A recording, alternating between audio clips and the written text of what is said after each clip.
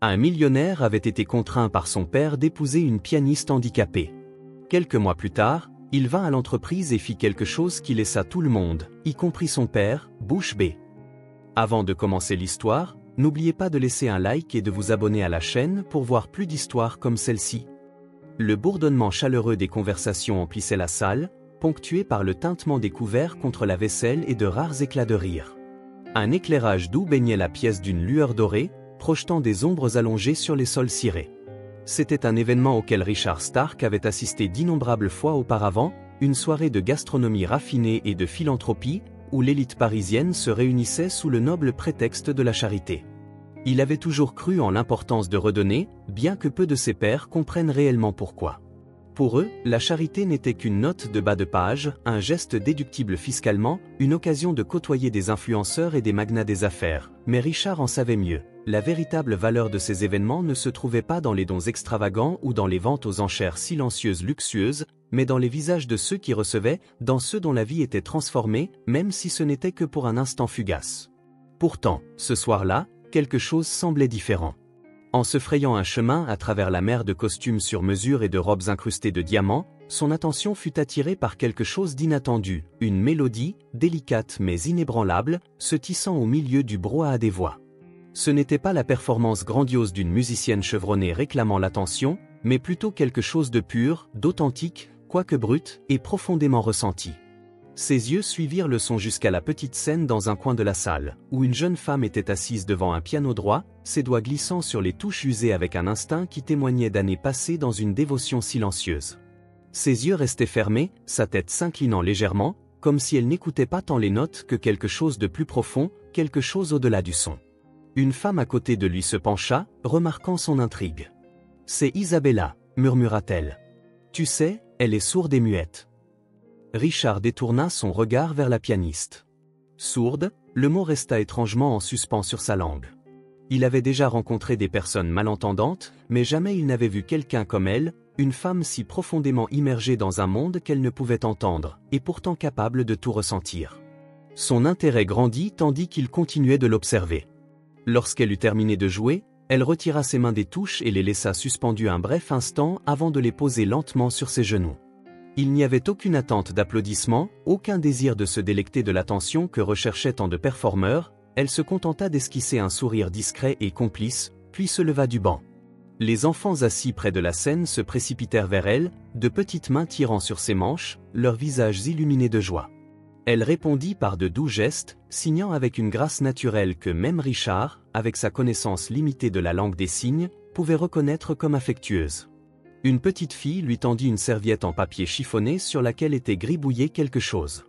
Isabella la prit délicatement, la lut et éclata de rire, un rire silencieux qui ne fit guère bouger ses lèvres, mais qui illuminait ses yeux. Richard expira lentement, sentant en lui quelque chose changer. Il était venu ce soir en s'attendant aux habituels dons, au réseautage, à l'échange mécanique de politesse, mais en regardant Isabella, il éprouva quelque chose qu'il n'avait pas ressenti depuis longtemps, du respect. Elle n'était pas quelqu'un qui cherchait à se mettre en avant, ni une personne nécessitant d'être sauvée. Elle existait pleinement dans son propre univers, le parcourant avec une résilience discrète, répandant une chaleur dans des recoins que d'autres auraient pu négliger. Et pourtant, elle était là, donnant quand elle avait si peu, partageant ce que beaucoup prenaient pour acquis. Une pensée germa, inébranlée par le cynisme qui suivait souvent ses impulsions. Lucas, son fils qui n'avait jamais appris à regarder au-delà de lui-même, avait passé sa vie à prendre sans vraiment comprendre ce que signifiait donner. Un fils qui, malgré toute son intelligence, n'avait jamais compris qu'être puissant relevait de bien plus que de la richesse et du statut. Quelqu'un comme Isabella pourrait-il le changer ? Quelqu'un d'aussi différent de lui, qui appréhende le monde par le toucher et la vue plutôt que par les mots et les sons, pourrait-il amener Lucas à percevoir ce que Richard avait échoué à lui enseigner ? L'idée semblait absurde, mais n'est-ce pas que le changement naît toujours de l'inattendu ?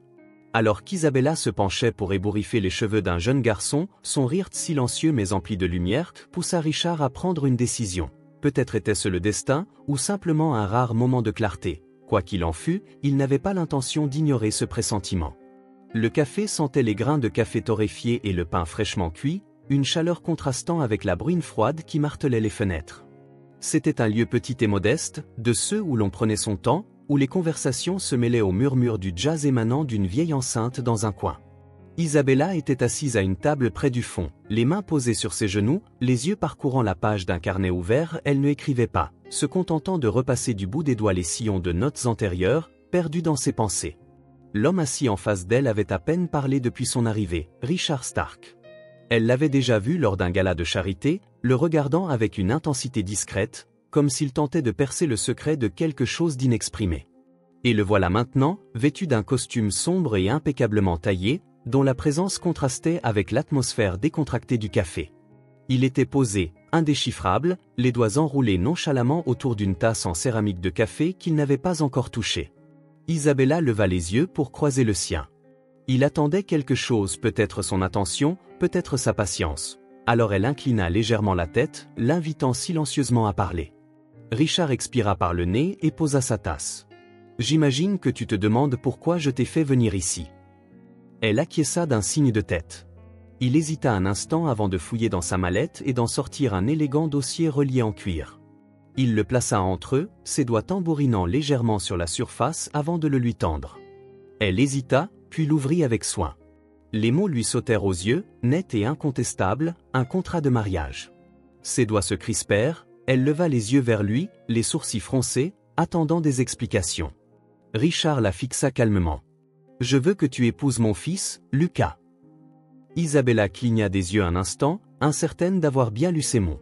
Ses mains se crispèrent sur le bord du dossier, les jointures blanchissant légèrement. Elle ne bougea pas, n'eut aucune réaction, se contentant d'attendre que l'explication vienne. Richard se pencha légèrement, sa voix posée. « 1 an. Un mariage contractuel. En échange, je financerai intégralement tes frais de scolarité pour que tu puisses étudier à la Paris Music Academy. » Son pouls s'accéléra, mais elle garda un visage impassible. Paris. Elle avait passé des années à rêver de parcourir les grands halls de cette académie, de sentir les vibrations d'instruments centenaires sous ses doigts. Ce n'était pas seulement une question de prestige, c'était avant tout une question d'accès. Accès à des professeurs capables de comprendre la musique au-delà des simples sons, accès à des compositions dont elle ne pouvait que lire les descriptions, accès à une éducation qui lui était autrement inaccessible. Et pourtant, là, elle saisit son stylo et écrivit sur une serviette en papier. Pourquoi ? L'expression de Richard ne changea pas. Lucas est coincé, perdu dans son propre monde. Il a le pouvoir, l'argent, l'intelligence, mais il ne comprend pas les gens, il ne sait pas écouter. Il a besoin de quelqu'un pour lui apprendre cela. Après un instant de réflexion, elle écrivit lentement de nouveau. « Et tu penses que je peux ?» Richard expira, un léger sourire apparaissant tandis qu'il secouait la tête. « Je ne sais pas, mais je sais qu'il ne changera pas de lui-même. » Elle tapota le bout de son stylo contre le papier, songeuse. « Tu crois vraiment qu'il peut changer ?» Après un moment de silence, Richard hocha la tête. Elle se laissa aller en arrière, absorbant tout cela. Un mariage de convenance, un accord, une transaction. Et pourtant, quelque chose dans l'attitude de Richard lui faisait comprendre que, malgré son approche clinique, il se préoccupait non seulement de la richesse ou de la réputation de son fils, mais de lui-même. Après tout, le nom Lucas Stark lui était familier, même si elle ne l'avait jamais rencontré, elle en avait entendu parler en passant. Le fils d'un milliardaire, un héritier façonné pour réussir, un homme vivant dans l'excès et ne se souciant de presque rien en dehors de son propre univers. Elle ne pouvait qu'imaginer ce qu'il penserait de cet arrangement. Elle reprit la serviette et y écrivit délibérément « Et s'il refuse ?» Les lèvres de Richard se pincèrent en une ligne fine. « Alors, il ne sera plus mon héritier. » Isabella resta silencieuse pour la première fois depuis son installation. Elle sentit en elle une émotion nouvelle, bien au-delà de la simple curiosité. Ce n'était pas simplement un père désespéré tentant de maîtriser un fils indiscipliné, c'était un ultimatum que Richard n'avait aucune intention de retirer. Elle expira lentement. 1 an. 1 an à supporter un étranger, à faire partie d'une vie qui ne l'intéresse pas, à s'engager dans quelque chose qui changera tout, mais aussi 1 an en échange d'un avenir dont je n'ai jamais osé rêver. Elle leva son stylo, d'une main assurée, écrivit 2 mots, « J'accepte ». Pendant ce temps, de l'autre côté de la ville, Lucas Stark fixait son père depuis le salon de son Penthouse, peinant à contenir sa colère, les doigts se refermant en poing à ses côtés, la mâchoire serrée. « Tu t'attends à ce que je fasse quoi ?» Sa voix était tranchante, découpant la tension telle une lame de verre. Richard demeurait impassible, assis calmement dans un fauteuil en cuir. « Épouse-la pour 1 an. » Lucas laissa échapper un rire moqueur en passant une main dans ses cheveux. Et si je ne le fais pas? La réponse de Richard fut immédiate. Alors, tu perds tout. Lucas ricana, arpentant la pièce jusqu'aux baies vitrées du sol au plafond, son reflet à peine visible face aux lumières de la ville. C'est insensé, murmura-t-il. Tu crois que je vais simplement jouer à la petite maison avec une fille que je n'ai jamais rencontrée? Il s'arrêta, se retourna. Au fait, qui est-elle? Richard croisa son regard. Elle s'appelle Isabella. C'est une pianiste, sourde et muette. Les sourcils de Lucas se levèrent, oscillant entre incrédulité et exaspération. Tu me maries avec quelqu'un qui ne peut même pas me parler. Le regard de Richard se durcit. Tu n'as jamais écouté personne de ta vie. Peut-être est-il temps que tu apprennes. Un silence s'installa entre eux. Les mains de Lucas se crispèrent à ses côtés, un muscle se contractant dans sa mâchoire. Tout était en jeu, son entreprise, ses actifs, l'empire qu'il avait passé sa vie à bâtir, son nom, son statut, tout serait perdu s'il disait non. Il prit une longue inspiration, contraignant ses émotions en quelque chose de contenu, de supportable, puis se dirigea à contre-cœur vers la table où le contrat était ouvert. Son père ne se réjouissait pas, ne paraissait même pas satisfait, seulement attentif, comme si ce résultat avait été inévitable. Lucas saisit le stylo, l'encre griffonnant sur le papier, son nom désormais lié au sien, un accord dont aucun des deux ne pouvait se départir. La cérémonie n'était qu'une formalité, rien de plus. Sous les grands lustres d'une somptueuse salle de bal d'hôtel, Lucas Stark se tenait aux côtés d'Isabella, les mains enfoncées dans ses poches, l'expression impassible, son costume taillé à la perfection, sa posture détendue, comme s'il assistait simplement à un autre événement d'affaires. Isabella, vêtue d'une robe blanche simple mais élégante, se tenait immobile à ses côtés, l'expression calme et détachée.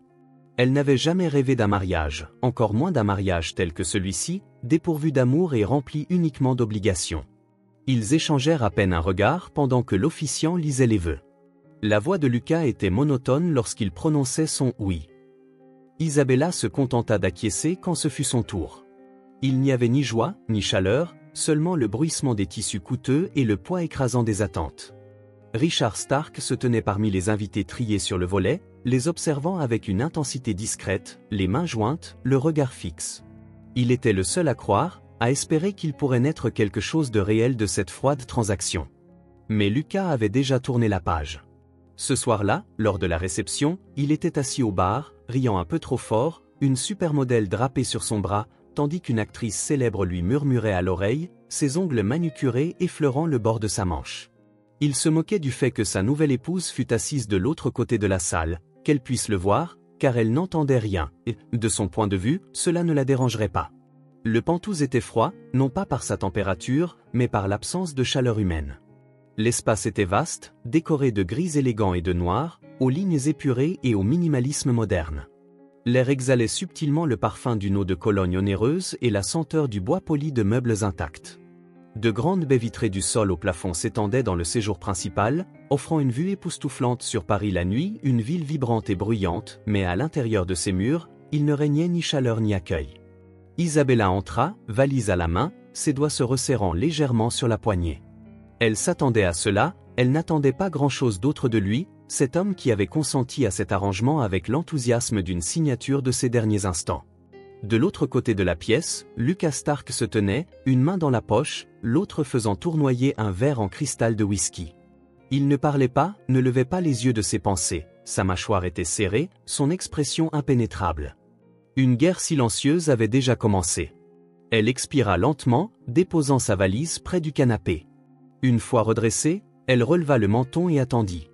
Lucas prit son temps pour poser son verre avant de la regarder enfin avec l'indifférence glaciale d'un homme venant d'être contrarié. « Chambre, en bas dans le couloir, première porte à droite », dit-il d'un ton plat. Isabella hocha la tête en signe de compréhension. Elle ne demanda pas de visite, ne s'enquit pas des lieux où elle était autorisée à aller. Elle savait déjà qu'il ne voulait pas vraiment de sa présence ici, et elle n'avait aucune intention de forcer sa présence là où elle ne serait pas la bienvenue.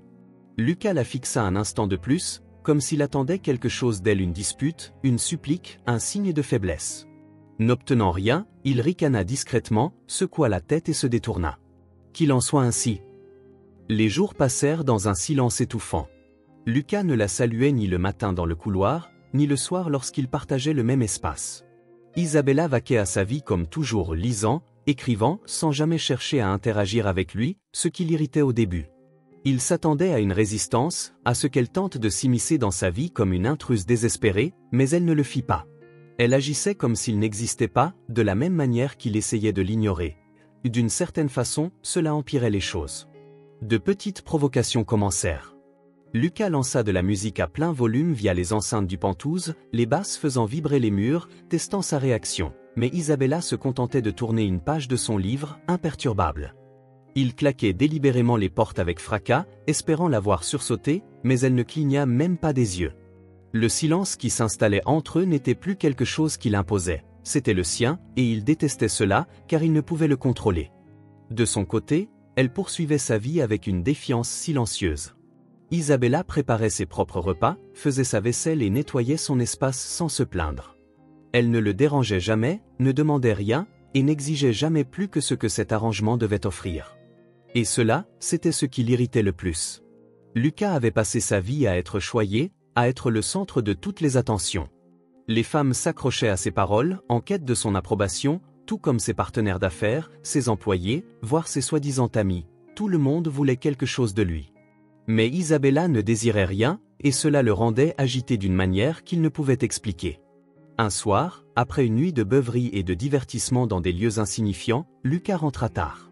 Le Penthouse était faiblement éclairé, mis à part la douce lueur d'une unique lampe près du piano. Au début, il ne prêta aucune attention à cette lumière, jusqu'à ce qu'il entende, non pas un bruit, non pas un son, mais autre chose. La pièce n'était pas emplie de musique, du moins pas comme il y était habitué. Ce n'était ni joué ni forcé, c'était ressenti. Isabella était assise au piano, ses doigts glissant sur les touches, son corps se balançant légèrement à chaque note, jouant avec une émotion pure, les yeux fermés, une expression sereine et douce sur le visage. Pour la première fois, Lucas s'arrêta dans l'encadrement de la porte. Il ne la regardait pas comme la femme que son père lui avait imposée, il ne la voyait pas comme une obligation, un contrat ou une gêne, il l'observait simplement, fasciné par la grâce avec laquelle ses mains se mouvaient, précises, tout en cherchant, comme si elle ne faisait pas que jouer de la musique, mais la ressentait intensément. Jamais il n'avait vu quelqu'un jouer ainsi. Pour lui, la musique avait toujours été un simple bruit de fond, quelque chose à consommer sans y penser. Mais Isabella jouait comme si c'était la seule langue qui lui restait. Et, malgré le silence de la pièce, Lucas l'entendit. Il ne se rendit compte qu'il retenait son souffle que lorsqu'elle retira ses mains des touches, la dernière note se dissolvant dans le calme. Un instant, elle resta là, les yeux toujours clos, ses doigts reposant délicatement sur le piano, comme si elle pouvait encore sentir les vibrations. Puis elle ouvrit les yeux et le vit. Lucas se raidit, son expression redevenant neutre et distante. Il s'attendait à ce qu'elle réagisse surprise, peut-être embarrassée, mais elle se contenta de le regarder calmement. Elle ne se précipita pas pour s'expliquer, n'osa pas s'excuser de prendre de la place dans sa vie, dans son silence, elle attendit simplement, et pour une fois, Lucas resta sans voix. Au début, il ne pensa guère à cet instant. Après cette nuit, après avoir vu Isabella jouer d'une manière défiant toute logique, il se persuada que ce n'était qu'une pensée passagère, une anomalie dans une existence par ailleurs prévisible. Il avait passé tant de temps à l'ignorer, à la considérer comme un bruit de fond, qu'il se dit pouvoir simplement refouler ce sentiment, mais il persistait. Elle persistait. Le matin, il commença à remarquer ses petits rituels, la façon dont elle tenait sa tasse de café à deux mains comme pour en absorber la chaleur, sa pose avant de tourner une page de son livre, comme si elle savourait le silence entre les mots, la manière dont elle observait les visages, non pas avec une curiosité détachée, mais avec une profondeur interrogative. Elle n'était pas silencieuse par contrainte, elle l'était parce qu'elle comprenait quelque chose que Lucas ignorait, et cela l'irritait terriblement. Un matin, alors qu'il pénétrait dans la cuisine, encore ensommeillé, et se dirigeait vers la machine à café, ses gestes étaient automatiques. Il prit une gorgée, fit une grimace devant l'amertume. C'était une routine aussi naturelle que la respiration. Mais ce jour-là, quelque chose était différent. Un mot était posé à côté de sa tasse, écrit d'une écriture inclinée et soignée. Ne laisse pas l'amertume gâcher le goût. Lucas fixa le mot. Sa première réaction fut l'irritation. Était-ce là une critique subtile, une pique silencieuse contre sa personnalité? Il arracha le mot du comptoir, sa mâchoire se contractant davantage. Mais même s'il l'écrasa dans son poing, les mots restèrent avec lui plus tard dans la nuit alors qu'il travaillait dans son bureau. Une tasse de café fraîche, préparé à la hâte, reposait à côté de lui, resté intact pour des raisons qu'il ne pouvait expliquer. Il prit un sachet de sucre et en versa lentement son contenu. C'était la première fois depuis des années qu'il buvait son café différemment. Les jours passèrent, et la tension entre eux demeura la même, silencieuse, tacite, un tiraillis constant que ni l'un ni l'autre ne reconnaissait. Pourtant, Lucas continuait d'observer. Il se disait que ce n'était que de la curiosité, rien de plus. Il remarqua comment elle se mouvait sans hésitation, comment elle semblait anticiper les événements avant qu'ils ne se produisent, comment elle pouvait deviner qu'une personne allait parler, même avant que celle-ci n'ouvre la bouche. Un soir, il décida de tester cela. Il se rendit dans la cuisine pendant qu'elle faisait la vaisselle, ses pas délibérément légers sur le sol en marbre. Aucune réaction. Il s'approcha, attendant de voir si elle le percevrait, mais alors, sans se retourner et sans interrompre ses gestes, elle attrapa un autre verre et le lui tendit. Lucas se figea. C'était si naturel, comme si elle avait toujours su qu'il était là, comme si elle avait senti le moindre changement dans l'air, la façon dont sa présence altérait l'espace autour d'elle. Ses doigts hésitèrent au-dessus du verre un instant de trop avant qu'il ne le prenne. Isabella ne le regarda pas. Elle n'en avait pas besoin. Ce soir-là, bien après qu'elle se fût couchée, Lucas prit une décision, il voulait comprendre. Il éteignit donc son téléphone, tamisa la lumière et ferma les yeux, puis il tenta de parcourir le monde à la manière dont elle le faisait. Au début, c'était facile, l'appartement de Standing, avec son agencement gravé dans sa mémoire, lui semblait familier. Mais ensuite, il se mit en mouvement. Il saisit son verre de whisky posé sur le comptoir et le renversa, les glaçons cliquetant bruyamment sur le sol. Il jura sous cape, tâtonnant dans l'obscurité, sa main ne découvrant le désordre humide qu'un peu trop tard. Il se dirigea vers le salon, confiant dans ses pas, jusqu'à ce qu'il se trompe d'estimation et heurte le bord de la table basse, une douleur fulgurante traversant son tibia. Il chancela, se cramponnant au canapé pour se stabiliser. 5 minutes, c'est tout ce qu'il fallut pour que la frustration s'installe. Lucas s'affala sur le canapé, se massant les tempes. Comment faisait-elle cela? Comment évoluait-elle dans la vie avec une telle certitude, une telle grâce, alors que lui, un homme qui avait passé des années à contrôler chaque aspect de son univers, se sentait totalement perdu dès qu'on lui retirait les sens dont il avait fait abstraction. Pour la première fois depuis le début de ce mariage, Lucas Stark éprouva quelque chose d'inattendu, du respect, et cela le perturbait plus que tout. Le silence qui les séparait avait pris une autre dimension. Ce n'était plus le mur que Lucas avait érigé pour tenir Isabella à distance, ni cette défiance silencieuse dans laquelle elle s'était enveloppée. Il avait changé, s'était transformé en quelque chose qu'il ne parvenait pas encore à nommer, une prise de conscience. Il se surprit à l'observer de plus en plus souvent, non par irritation ni par obligation, mais par simple curiosité. Toute sa vie, il avait évolué dans des pièces remplies de bruit, où les gens parlaient par-dessus les autres, où les mots étaient à la fois armes et boucliers, mais Isabella vivait dans un monde qui ne reposait pas sur cela. D'une manière ou d'une autre, elle n'en était pas diminuée. Un soir, après avoir terminé ses appels habituels, il jeta un regard vers le canapé où Isabella était assise, les jambes repliées, plongée dans sa lecture. La douce lueur de la lampe soulignait la courbe de sa joue, et ses lèvres se mouvaient à peine au rythme des mots sur la page. Il ne savait pas pourquoi ce silence le fascinait tant, ce monde feutré dans lequel elle évoluait, mais il l'était. Lucas saisit un stylo pendant un moment, hésita en le tapotant contre le plan de travail en marbre, puis, avant même de pouvoir se raviser, il prit une feuille de papier et écrivit « Souhaites-tu jamais pouvoir entendre ?»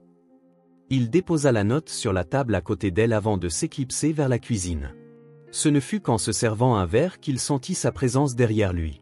Lorsqu'il se retourna, elle tenait la note.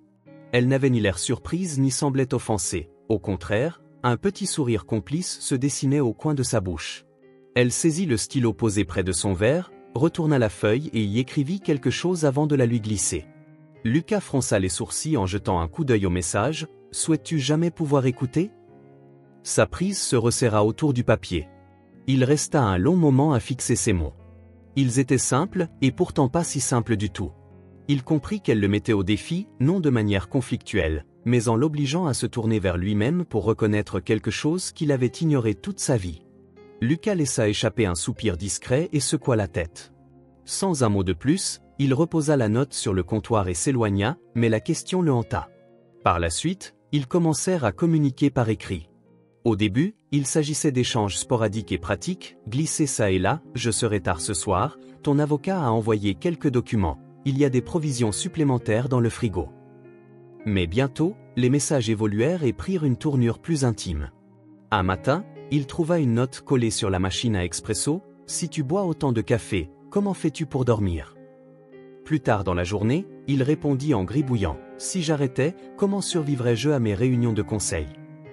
La réponse d'Isabella arriva le lendemain, écrite sur une serviette posée près de son assiette. « Tu survivrais, tu ne prendrais tout simplement pas autant de plaisir. » Lucas se surprit à attendre ces notes, à les chercher, et, pour des raisons qu'il ne comprenait pas entièrement, il se mit à lui répondre davantage qu'il ne le fallait. C'était facile, plus facile que de parler, et pour une fois, il n'y avait aucune attente, aucune performance, juste des mots, bruts, sans filtre. Un soir, Lucas rentra chez lui plus tard que d'habitude. L'appartement de Standing était faiblement éclairé, et les lumières de la ville, qui s'étendaient au-delà des fenêtres, se perdaient dans l'obscurité. Il desserra sa cravate en entrant, expirant un souffle qui semblait plus lourd que d'ordinaire. Puis il l'entendit, tout doucement, presque imperceptible, une mélodie délicate et lente s'échappant du salon. Lucas se figea. Isabella était de nouveau au piano, ses doigts effleurant les touches avec une tendresse qu'il ne comprenait pas. La pièce était silencieuse et pourtant pleine d'une présence étrange. Elle ne se contentait pas de jouer, elle communiquait. Sa gorge se serra de manière inattendue. Pour la première fois, Lucas ne se contenta pas d'entendre la musique, il la ressentait. Il resta là, à l'observer, ne voulant pas interrompre, mais Isabella avait dû sentir sa présence, car elle releva la tête, son regard croisant le sien à l'autre bout de la pièce. Lucas se prépara à une réaction, une reconnaissance, une hésitation, peut-être même une pointe d'irritation, mais elle se contenta de lui offrir le plus petit, le plus discret sourire, et pour la première fois, Lucas lui sourit en retour. Lucas n'était pas certain de savoir quand la frustration avait commencé. Ce n'était pas de la simple irritation, comme lorsqu'Isabella avait emménagé et ignoré sa présence avec la même aisance qu'il faisait de même pour elle. Ce n'était pas de la colère non plus, c'était quelque chose de plus profond, d'inconfortable, car désormais, il voulait comprendre. Cette réalisation l'irritait. Il avait toujours été le plus intelligent dans la pièce, celui qui contrôlait, qui dictait les règles, mais ici, dans ce monde calme et singulier dans lequel Isabella évoluait, il se sentait perdu, et il détestait se sentir ainsi. C'est ainsi qu'il se retrouva à suivre un cours dans une salle de classe exiguë, coincé entre un vieil homme peinant à épeler l'alphabet en langue des signes et un adolescent dont le cahier exhibait une écriture soigneusement soignée. Lucas s'était inscrit à un cours de langue des signes. Cela avait été une décision prise en une fraction de seconde, quelque chose qu'il avait fait sans trop y réfléchir. S'il avait trop analysé, il aurait trouvé 1000 raisons de ne pas le faire, mais maintenant qu'il était là, assis, rigide, en cercle parmi des inconnus, observant les mains de l'instructeur se mouvoir avec une précision fluide, il réalisa quelque chose. C'était plus difficile qu'il ne l'avait imaginé. Les gestes lui semblaient d'abord artificiels, ses doigts lents, hésitants. Il n'était pas habitué à communiquer sans parole, à penser dans le silence. La première leçon portait sur les présentations, mais même cela lui semblait être un défi. Lorsqu'il fut son tour, il peina, ses mouvements maladroits. L'instructeur le corrigea patiemment, lui montrant les bons gestes. Lucas grimaça, ajusta ses mains et essaya de nouveau. Il n'avait jamais échoué à quelque chose d'aussi élémentaire auparavant, mais il revenait à chaque cours. Car à chaque fois qu'il s'asseyait là, qu'il pratiquait les gestes, il commençait à percevoir le monde autrement. Il ne s'agissait plus seulement de mots, mais d'expressions, d'intentions. Et plus encore, il en vint à voir Isabella différemment. Elle poursuivait son travail au centre caritatif local comme si leur compréhension tacite n'avait pas changé, comme si quelque chose entre eux avait évolué. Lucas n'avait pas posé de questions à ce sujet, mais un matin, alors qu'elle se préparait à partir, elle s'arrêta près de la porte et le regarda, puis, par des gestes lents et délibérés, elle signa « Viens avec moi ». Lucas hésita. Il ne savait pas pourquoi, peut-être parce que cela ne faisait pas partie du contrat, peut-être parce qu'il était plus simple de garder leur vie séparée, de prétendre qu'ils ne s'acheminaient pas vers quelque chose d'inconnu. Mais Isabella attendait, patiente comme toujours, et c'est ce qui le poussa à dire oui. Le centre caritatif n'était en rien comparable au lieu auquel Lucas était habitué. Ce n'était ni chic ni moderne, et il n'était pas rempli de personnes en costume de créateur et parfumé de fragrances coûteuses. C'était authentique, un petit espace animé où les bénévoles se déplaçaient avec une efficacité discrète, où l'apparence laissait place à l'entraide. Lucas se sentit immédiatement déplacé, il n'avait jamais appartenu à ce genre d'endroit. Il faisait des dons et versait des sommes faramineuses à des fondations choisies par son assistante, mais être ici, le voir de près, c'était différent. Puis il la vit. Isabella se trouvait à l'autre bout de la pièce, agenouillée aux côtés d'un petit garçon qui ne devait pas avoir plus de 10 ans. Le garçon avait l'air hésitant, incertain, ses petites mains posées sur un clavier usé. Elle étendit la main et posa la sienne sur la surface du piano, puis appuya sur une touche. Le garçon cligna des yeux, elle en appuya une autre. Lucas comprit ce qu'elle faisait. Le garçon n'entendait pas les notes, mais il pouvait en ressentir les vibrations. Isabella lui apprenait à vivre la musique comme elle la vivait. Lucas déglutit vivement, car à cet instant, elle ne ressemblait plus à une femme confinée dans le silence, elle semblait libre. Il continua d'observer ses déplacements dans la pièce, la regardant chanter avec les personnes âgées, rire avec les enfants, poser une main douce sur l'épaule de quelqu'un en signe de réconfort muet. Elle avait sa place ici d'une manière qu'il n'avait jamais connue, d'une manière dont il n'était pas sûr de pouvoir un jour faire l'expérience. Et pour la première fois de sa vie, Lucas Stark se sentit petit. Ils rentrèrent chez eux en silence, non pas d'un silence pesant, mais serein. Les lumières de la ville scintillaient autour d'eux, les taxis filaient, et au loin, le bruit des sirènes se mêlait à l'air. Lucas garda les mains dans ses poches, son esprit rejouant l'après-midi les enfants, la manière dont Isabella avait souri, si ouvertement, comme si elle n'avait pas besoin de mots pour être comprise. Puis, avant qu'il ne puisse se raisonner, il leva lentement ses mains, de façon maladroite, et signa son premier mot, « Merci ». Isabella s'arrêta de marcher. Lucas se sentit mal à l'aise, incertain s'il l'avait bien fait, mais alors elle se tourna vers lui, son expression impassible, et pour la première fois depuis leur rencontre, elle sourit réellement, non pas ces sourires polis et distants qu'elle offrait auparavant, mais un vrai sourire, et Lucas sentit quelque chose se transformer, irréversible. Ce matin-là, Lucas se tenait à la tête de la table de conférence, feuilletant le rapport trimestriel avec une précision acérée et calculée. La salle était silencieuse, la tension était épaisse dans l'air. Son équipe était assise, raide, attendant, s'attendant à l'ordinaire. Puis il découvrit une erreur flagrante dans les prévisions financières, une erreur qui, il y a quelques mois, aurait valu à quelqu'un un sévère blâme. Ses yeux se levèrent vers le jeune analyste responsable, Marc, un employé junior qui avait récemment rejoint l'entreprise. Marc pâlit, agrippant le bord de sa chaise comme pour se préparer à l'impact. D'autres échangeaient des regards lasses, se déplaçant maladroitement. Ils avaient vu Lucas démolir des carrières pour des broutilles, mais aujourd'hui, quelque chose était différent. Lucas déposa le rapport, expira doucement, puis, d'un ton neutre, déclara « Vous avez fait une erreur, Marc ». Marc déglutit « Je sais, monsieur, je vais la corriger ». Lucas interrompit, sans mordant ni amertume, simplement par instruction, faites-la valider par votre chef de service et proposez-lui votre aide pour que cela ne se reproduise plus. Marc cligna des yeux, tout comme les autres. Ni cri, ni humiliation. La salle retint son souffle, puis enfin, Marc hocha la tête. Oui, monsieur, je la corrigerai immédiatement. Lucas fit un bref signe de tête, bien. La réunion continua. Richard Stark, observant depuis la fenêtre de son bureau, les bras croisés, attendit que la salle de conférence se vide avant d'entrer. « Tu changes » dit-il simplement. Lucas leva les yeux, le sourcil froncé. « Quoi » Richard sourit, avec une lueur de compréhension dans les yeux. Il y a 5 mois, ce gamin n'aurait pas quitté cette salle sans remettre en question ses choix de carrière. Lucas ricana, secouant la tête, ce n'est rien. Richard gloussa, peut-être ou peut-être que c'est elle. Lucas se tut, les mots s'enfonçant en lui, le forçant à se voir, à réaliser ce qu'il n'avait jamais remarqué auparavant. Il était différent, et peut-être, juste peut-être, cela avait quelque chose à voir avec Isabella. Tout le monde savait que Lucas avait passé sa vie à maîtriser le contrôle, celui sur son entreprise, sa réputation, ses émotions, mais dernièrement, il sentait ce contrôle lui échapper, non de manière catastrophique et évidente, mais dans ces moments silencieux et inattendus, comme lorsqu'il restait plus longtemps que nécessaire dans la cuisine, attendant qu'Isabella laisse son mot habituel, ou lorsqu'il se surprenait à parcourir l'appartement, se demandant où elle se trouvait, alors qu'il n'entendait pas le doux froissement de ses pas. C'était déstabilisant, et pourtant, il n'y éprouvait aucune aversion. Ils passaient désormais plus de temps ensemble, non par contrainte, mais parce que cela semblait inévitable. Le soir, Isabella jouait du piano, et Lucas se sentait irrésistiblement attiré par cette musique, s'appuyant contre l'encadrement de la porte pour l'observer, ses doigts suivant le mouvement de ses mains sur les touches avec une grâce naturelle. Un soir, sans y penser, il se rendit dans la cuisine et se mit à cuisiner pendant qu'elle jouait.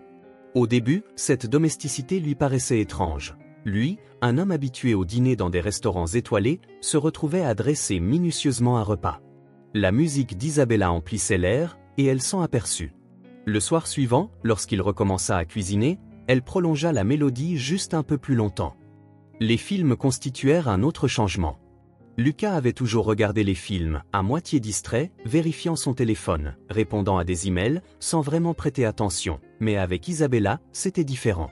Elle ne pouvait entendre les dialogues, alors elle se fiait aux sous-titres, aux expressions faciales, aux détails qu'il n'avait jamais pris la peine de remarquer auparavant. Il se mit donc à les lire, et bientôt il se rendit compte qu'il regardait réellement le film. Au centre caritatif, Lucas se surprit lui-même. Au début, il suivait Isabella comme un simple observateur, réticent mais volontaire. Maintenant, il parlait aux gens, écoutait un vieil homme raconter des histoires de sa jeunesse, regardait une petite fille tenir la main d'Isabella en gloussant pendant qu'elle lui apprenait à signer des mots simples. Il voyait comment les gens s'illuminaient autour d'elle, comment elle n'hésitait jamais à offrir une part d'elle-même à ceux qui avaient si peu. Et quelque part, dans le flou de ces instants, Lucas comprit, il ne s'agissait plus de son père, ni de l'affaire, du contrat ou de l'héritage. Il voulait être là, il voulait la connaître. Ce soir-là, en rentrant, Isabella se recroquevilla sur le canapé avec un livre, ses doigts effleurant distraitement les pages tandis qu'elle lisait. Elle avait l'air fatiguée, paisible, mais perdue dans ses pensées. Lucas hésita, puis, sans réfléchir, s'assit à côté d'elle. Elle cligna des yeux, surprise, mais ne s'éloigna pas. Lentement, précautionneusement, Lucas leva la main et signa « Comment s'est passée ta journée ?» Les signes étaient un peu hésitants, légèrement incertains, mais ils lui appartenaient. Isabella se tut, les yeux s'écarquillant, et le livre glissa de ses genoux un instant. Elle resta immobile, puis son souffle se coupa et des larmes lui montèrent aux yeux. Lucas paniqua. Avait-il fait quelque chose de mal? Mais avant même qu'il ne puisse réagir, elle se précipita vers lui, dans l'instant suivant, elle l'enlaça fermement. Lucas resta figé. Elle était chaude, bien plus chaude qu'il ne l'avait imaginé. Ses épaules tremblaient légèrement contre les siennes, et il lui fallut un moment pour réaliser qu'elle pleurait. Il hésita, puis, lentement et incertain, il leva les bras pour la serrer à son tour. Et pour la première fois de sa vie, Lucas Stark ressentit quelque chose qu'il ne pouvait expliquer, quelque chose d'effrayant, quelque chose de réel. Le service avait changé, du moins, depuis 6 mois, il n'avait pas perçu un tel bouleversement, ce n'était pas quelque chose de tangible, comme une pièce réaménagée ou une modification de l'air, c'était subtil, une présence silencieuse qui planait entre eux, inexprimée mais indéniablement présente. Il le remarqua dans la façon dont le silence ne semblait plus vide, et dans le fait que le dîner n'était plus qu'une simple routine. Ils mangeaient ensemble, non par devoir, mais parce qu'aucun des deux ne voulait quitter la table trop rapidement. Parfois, ils échangeaient de petits messages entre deux bouchées, de brèves pensées griffonnées sur des serviettes. Cette habitude aurait dû lui paraître ridicule. Mais ce ne fut pas le cas. Un soir, alors qu'il passait près de la table à manger, son regard fut attiré par la lueur de l'écran de l'ordinateur portable d'Isabella, affichant une page web remplie d'images s'étalant sur l'écran, de petites mains serrant des peluches Threadbare, de grands yeux renvoyant un regard empreint d'une discrète curiosité. Il s'arrêta. La vue d'enfant n'aurait pas dû éveiller en lui la moindre émotion, et pourtant, pour une raison inconnue, il ne pouvait détourner les yeux. Isabella ne le remarqua pas au début, absorbée par sa lecture. Ses doigts reposaient légèrement sur le pavé tactile, défilant à travers ce qu'il réalisa être des dossiers d'orphelinat. Ses sourcils se froncèrent. Il s'installa dans la chaise en face d'elle. Ce n'est qu'alors qu'elle leva les yeux, clignant, comme surprise par sa présence. Il fit un signe en direction de l'écran, « Qu'est-ce que c'est ?» Instinctivement, ses doigts se dirigèrent vers le bloc-notes posé à côté d'elle. Les enfants du centre, y avait-elle inscrit, « J'aide à en parrainer certains quand je peux ». Sa mâchoire se serra légèrement. Elle n'avait jamais évoqué cela auparavant, non pas qu'elle lui devait une explication, mais cela le fit se demander combien d'autres facettes d'elle lui étaient encore inconnues. Elle hésita un instant avant d'ajouter une nouvelle ligne, « Aimes-tu les enfants ?» Pour une fois, il n'eut pas de réponse immédiate. C'était une question simple, pourtant elle s'installa dans sa poitrine avec un poids inattendu. Il n'y avait jamais été besoin d'y réfléchir, Lucas Stark n'était pas du genre à songer aux enfants, et pourtant, en fixant cette interrogation, il ne comprenait pas pourquoi la réponse comptait soudainement autant. Le changement s'installa progressivement dans leur routine quotidienne d'une manière inéluctable. Il ne la voyait plus comme une obligation, ni même comme une présence discrète dans son foyer.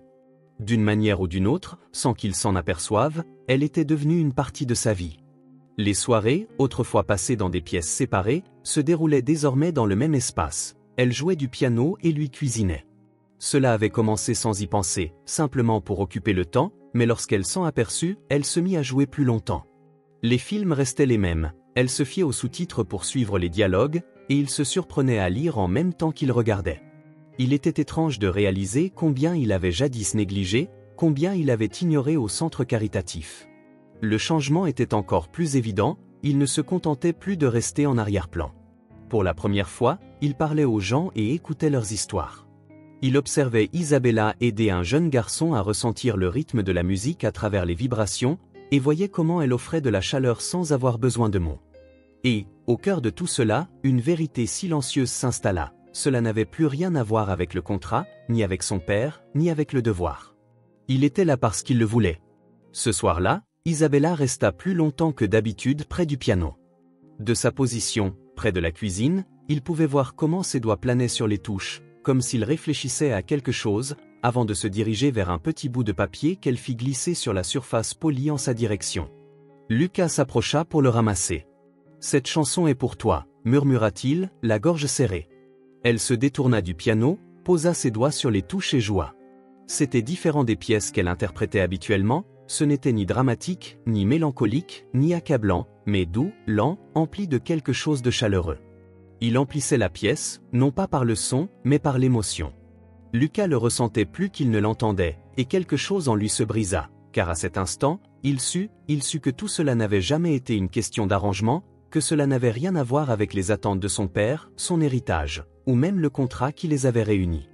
Il s'agissait d'elle, de la manière dont elle voyait le monde d'une façon qu'il n'avait jamais connue, de la façon dont, discrètement et inconsciemment, elle était devenue la seule chose qu'il attendait chaque jour.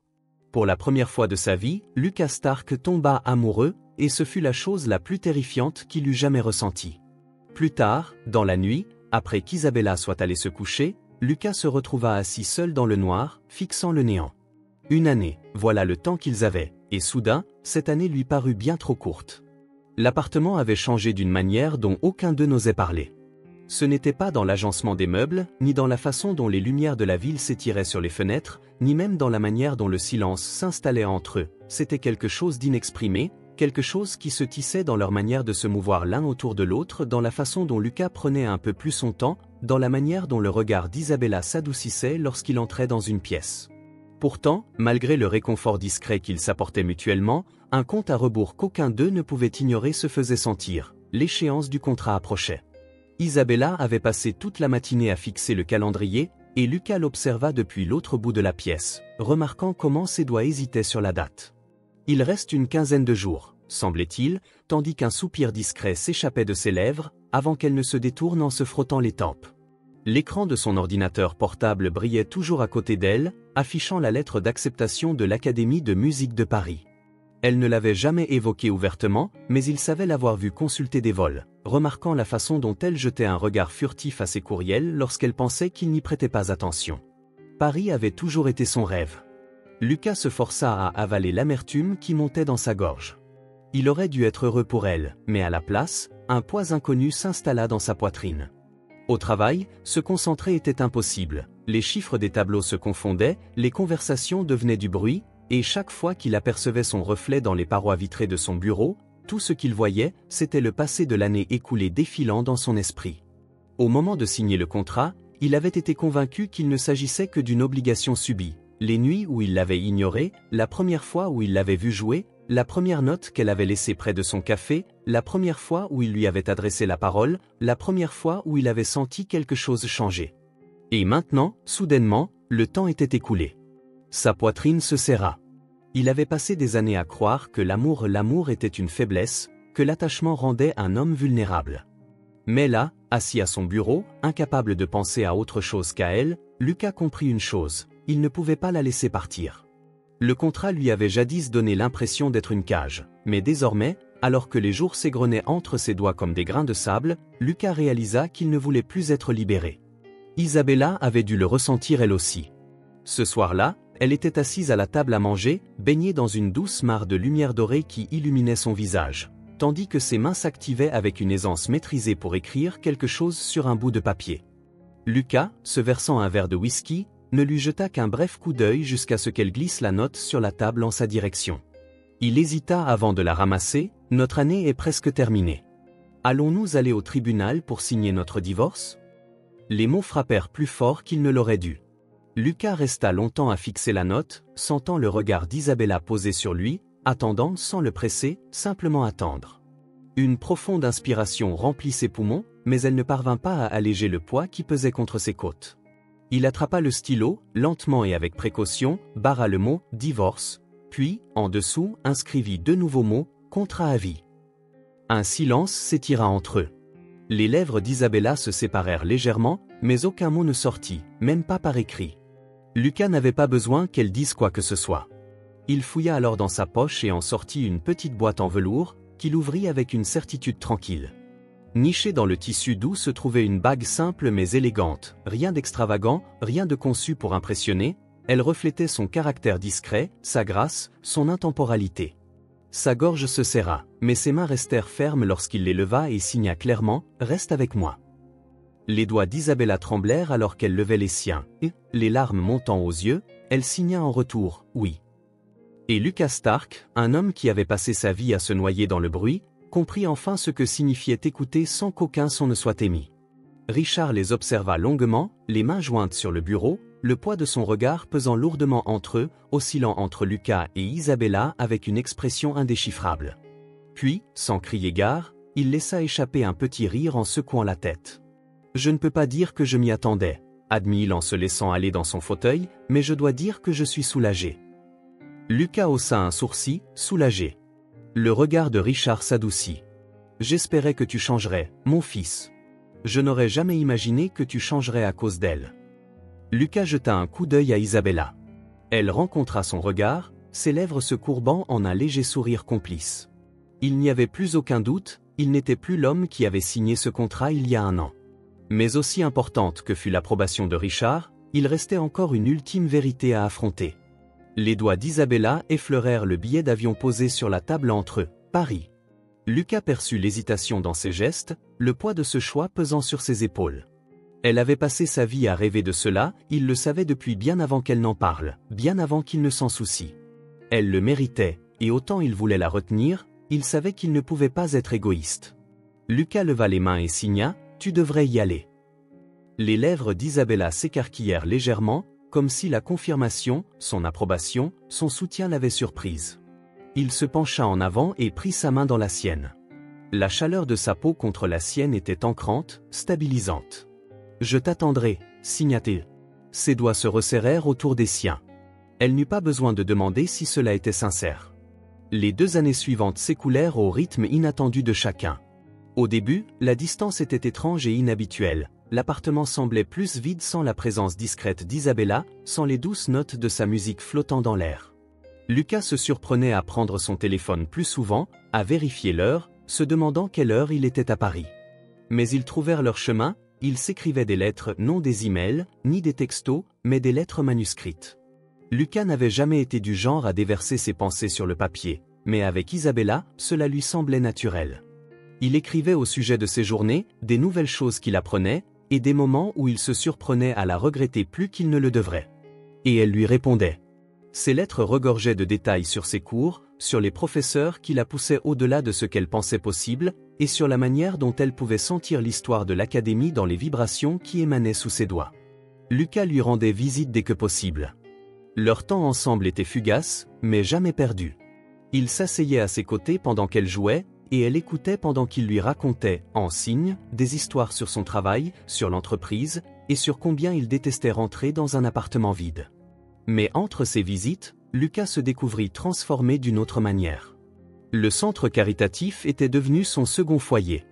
Cela avait commencé modestement, en poursuivant le travail qu'Isabella avait entrepris pour garantir que le programme qu'elle avait mis en place reste intact. Mais rapidement, ce fut bien plus qu'un simple devoir. Il se surprit à y retourner semaine après semaine. Il aidait à organiser des collectes de fonds, rencontrait les enfants qu'Isabella avait autrefois enseignés, les écoutant avec une patience dont il ignorait posséder l'existence, et peu à peu, son nom commença à signifier autre chose à Lyon. Lucas Stark, l'héritier milliardaire, n'était plus seulement un homme d'affaires impitoyable, il était devenu un homme qui bâtissait quelque chose de plus grand que le profit, et chaque changement, chaque pas en avant, était dû à elle. 2 ans plus tard, Lucas se tenait à l'aéroport, les mains dans les poches, le cœur battant à tout rompre. Il avait passé tant de temps à attendre ce moment, tant de temps à imaginer ce que ce serait de la revoir, de la retrouver dans son univers. Aujourd'hui, c'était le jour. Lucas, à Lyon, et leur amour l'attendaient. Le tableau d'affichage indiquait que le vol en provenance de Paris venait d'atterrir. Il retint son souffle, puis, la voilà. Isabella franchit la porte, une valise roulant derrière elle, ses cheveux légèrement décoiffés par le long vol. Elle scruta la foule, fronçant brièvement les sourcils, jusqu'à ce que ses yeux rencontrent les siens. Pendant un instant, aucun d'eux ne bougea, puis lentement, elle sourit, et Lucas Stark, un homme qui avait jadis cru que l'amour n'était qu'une distraction, traversa l'espace qui les séparait sans hésiter. Le premier matin à l'Académie de musique Stark, la salle de classe débordait d'une excitation nerveuse. Des enfants, certains tenant fermement la main de leurs parents, d'autres serrant les bretelles de leur sac à dos, entraient en chahut dans la pièce. Certains, les yeux écarquillés de curiosité, tandis que d'autres fixaient le sol, incertains de ce qui les attendait. Lucas se tenait près de l'entrée, observant la salle prendre forme. L'espace avait été soigneusement aménagé, des murs peints dans des teintes chaudes et accueillantes, des étagères garnies d'instruments de musique de toutes sortes, et plusieurs pianos alignés contre un mur dont les surfaces polies reflétaient la lumière du matin. Au cœur de tout cela, Isabella. Elle était assise sur un petit tabouret devant un groupe d'enfants, un petit clavier disposé entre elle et eux. Ses mains se déplaçaient avec fluidité, signant tout en parlant avec des expressions douces et encourageantes. Une fillette, âgée d'accent grave peine 7 ans, était assise tout près d'elle, observant chacun de ses gestes avec de grands yeux fascinés. Isabella tapa doucement sur les touches, puis fit un geste en direction des mains de la fillette. « À toi !» La petite hésita, puis imita lentement le mouvement. Un son s'éleva, une note unique, douce et incertaine, mais pleine de potentiel. Isabella sourit. Lucas observa comment elle guidait chaque enfant, non pas avec le son, mais avec la sensation. Elle les encourageait à poser leurs mains à plat sur le piano pour sentir la vibration de chaque note. Un jeune garçon, d'abord hésitant, appuya sur une touche et poussa un cri lorsqu'il sentit la légère vibration sous ses doigts. Ses yeux se levèrent vers Isabella, son visage s'emplissant d'émerveillement. Elle hocha la tête et signa lentement, « La musique n'est pas seulement ce que l'on entend, c'est ce que l'on ressent. » Un petit sourire se dessina sur les lèvres du garçon. Lucas n'aurait jamais imaginé se retrouver dans une salle de classe, encore moins dans une salle pleine d'enfants, mais au fil des semaines suivantes, il se sentit irrémédiablement attiré par leur univers. Il s'occupait des opérations, de l'organisation, du financement, de la logistique, mais de plus en plus, il se retrouvait assis aux côtés d'Isabella pendant les cours, absorbant sa méthode d'enseignement. Un après-midi, il la regarda initier un jeune garçon, Ethan, au piano. Ethan était né sourd et n'avait jamais envisagé de jouer d'un instrument auparavant. Isabella plaça l'une de ses mains contre la surface en bois du piano et tapa sur une touche de l'autre main. Elle lui fit signe de fermer les yeux. D'abord hésitant, il finit par les laisser se refermer. Isabella joua quelques notes en l'observant attentivement. Puis, après un instant, ses doigts se mirent à bouger. Elle appuya sur une autre touche, plus lentement cette fois, et alors, le plus petit, le plus beau moment se produisit. Le visage d'Ethan se transforma, ses sourcils se froncèrent, ses lèvres s'écartèrent légèrement, il pouvait le ressentir. Lucas se surprit à retenir son souffle, puis, lentement, Isabella guida ses mains sur les touches pour lui permettre de les presser lui-même. Dès que les vibrations se firent sentir sur sa peau, Ethan sourit, et Lucas sentit quelque chose se resserrer dans sa poitrine. Voilà pourquoi ils avaient construit tout cela. Leur école n'était pas seulement destinée à enseigner la musique, elle visait à créer un espace où le son n'était pas la seule langue. Certains enfants apprenaient à jouer en ressentant le rythme à travers le parquet, d'autres posaient leurs mains sur le corps d'un violon pour percevoir le bourdonnement des cordes. Lucas, toujours l'homme d'affaires sceptique, doutait au début de certaines de ces méthodes, mais en voyant les enfants s'épanouir, en observant leur confiance grandir sous la patiente guidance d'Isabella, il comprit qu'elle avait eu raison sur tous les points, et il n'avait jamais été aussi heureux de se tromper. Les soirées à l'académie étaient plus calmes après le départ des élèves. Isabella et Lucas restaient souvent pour ranger et préparer le lendemain. Un soir, après un cours particulièrement long, Isabella s'appuya contre le piano en s'étirant. Lucas lui tendit une bouteille d'eau et observa comment elle en prit une gorgée avant de la reposer. « Tu es incroyable dans ce que tu fais », signa-t-il. Elle haussa un sourcil, d'abord en réponse à l'enseignement, puis en évoquant le changement de vie. Son expression s'adoucit, ses mains se calmant un instant avant qu'elle ne signât en retour. « Et toi » Lucas souffla, se frottant l'arrière du cou. Il avait passé la majeure partie de sa vie à croire que sa valeur se mesurait aux marges bénéficiaires et aux acquisitions d'entreprises. Mais ici, dans cette petite école, dans ce petit monde qu'ils avaient bâti ensemble, il avait trouvé quelque chose de bien plus précieux. Il avait trouvé un sens. De retour à la maison, leur vie était simple mais pleine. Ils cuisinaient ensemble, s'affairant dans la cuisine comme s'ils le faisaient depuis toujours. Ils regardaient des films en riant des sous-titres qui, parfois, traduisaient mal.